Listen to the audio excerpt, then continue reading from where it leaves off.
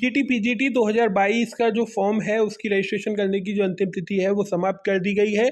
एक बार तिथि को विस्तारित किया गया था, लेकिन उसके बावजूद भी जिन स्टूडेंट को फॉर्म जमा करना होगा वो ठीक प्रकार से करा। और ये बात भी इस बार तारीफ करने योग्य होगी कि चयन बोर्ड की वेबसाइट 1 मिनट भी किसी प्रकार की हैंग नहीं हुई, क्योंकि 1.5 करोड़ रुपए की पिछली बार वेबसाइट के लिए दी गए थे, लेकिन इस बार चयन बोर्ड ने ये वेबसाइट खुद ही बनवा ली गई है सॉफ्टवेयर द्वारा। तो जनपद में वीडियो शुरू करें उससे पहले बता दें, हिस्ट्री और ज्योग्राफी के पेड नोट्स और टेस्ट सीरीज उपलब्ध हैं। तो अगर आप पेमेंट कर पढ़ाई करना चाहते हैं, हिस्ट्री के प्रॉपर नोट, ज्योग्राफी के प्रॉपर नोट्स और ऑनलाइन टाइप, तो इस नंबर पर संपर्क कर लीजिएगा। तो देखिए, आपके जो परीक्षा केंद्र हैं वो जनपद में ही बनाए जाएंगे। जैसे पहले आपने परीक्षा दी थी, बिल्कुल उसी प्रकार से आप परीक्षा देंगे। शनिचर और इतवार, इंग्लिश में सैटरडे और संडे कहते हैं, इस दिन टीजीटी की परीक्षा होगी और 7 दिन का या 15 दिन का गैप देने के बाद पीजीटी की परीक्षा कराई जाएगी। इससे आप चिंता मत करिए कि चारों परीक्षाएं एक ही दिन होंगी, नहीं, तो पहले टीजीटी होगी, फिर 7 दिन बाद आपकी पीजीटी की परीक्षा होगी। और हो सकता है इसका उल्टा भी हो जाए, पहले पीजीटी करा दें और फिर टीजीटी करा दें।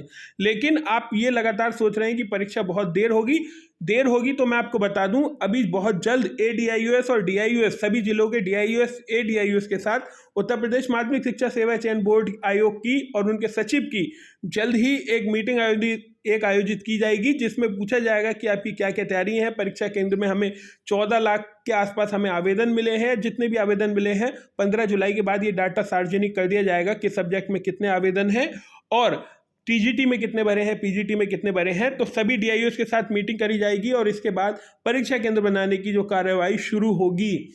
क्योंकि कितने, इसमें कोई बहुत बड़ा फंडा नहीं है, आप समझिए 6 महीने पहले ही परीक्षा हुई है और सभी चीज़ें बिल्कुल तैयार हैं। अगर उन्होंने कहा कि हमें परीक्षा केंद्र बनाने हैं सचिव जी ने और अध्यक्ष जी ने 7 दिन में, तो यकीन मानिए 7 दिन में आपके परीक्षा केंद्र बनकर तैयार हो जाएंगे। लेकिन फिर भी आप घबराइए मत, जब भी आपकी परीक्षा तिथि घोषित की जाएगी तो 1 माह पहले आपको बता दिया जाएगा लगभग कि आपकी परीक्षा इस दिन से है। तो अभी पैनिक मत होइएगा। बाकी आपको बता दें, 14 लोगों की टीम है चयन बोर्ड में, लेकिन 11 लोग अभी इसमें खाली हैं।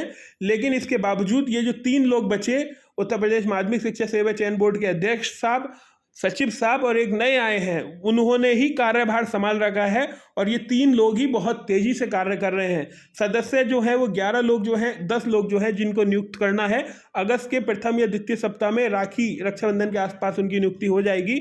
उनका जो मुख्य कार्य होगा वो पैनल जो है सदस्यों का वो बनाएगा, पेपर सेट करेगा, जो भी एजेंसी से पेपर बनवाएगा या जो भी चीज़ें गोपनीय होती हैं वो करेगा।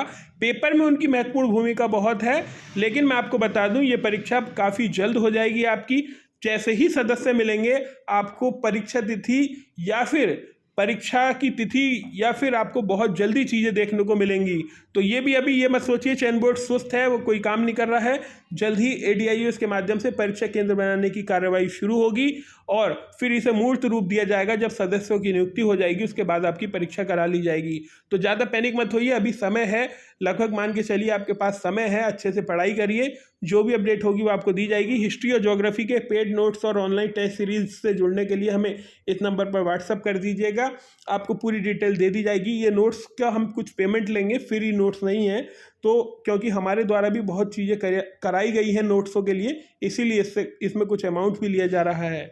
तो ये केंद्र बनना शुरू हो जाएंगे जल्द ही। तो बाकी जो भी अपडेट होगी मैं आपको दूंगा। 15 जुलाई के बाद डाटा सार्वजनिक किया जाएगा कि किस विषय में कितना आवेदन, टीजीटी में कितने और पीजीटी में कितने हैं।